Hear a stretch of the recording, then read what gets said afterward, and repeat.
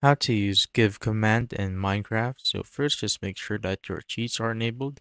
If it isn't, you just simply need to click on escape, click on open to LAN, make sure that allow commands is turned on, then just simply click on start LAN world. And now once that's done, you simply need to open up your chat and commands, then just type in slash give, then type in the player username that you want to give an item to. So I'm just going to type in my username right here. Then, as you can see, there will be a list once you click on space on your keyboard. So it will show you a list of what you can get, but you could also type it if you want. So let's say I want a diamond underscore, then I want a diamond sword. I'm just gonna pick it right here. Then you just simply need to click on enter. And as you can see, I now have my diamond sword.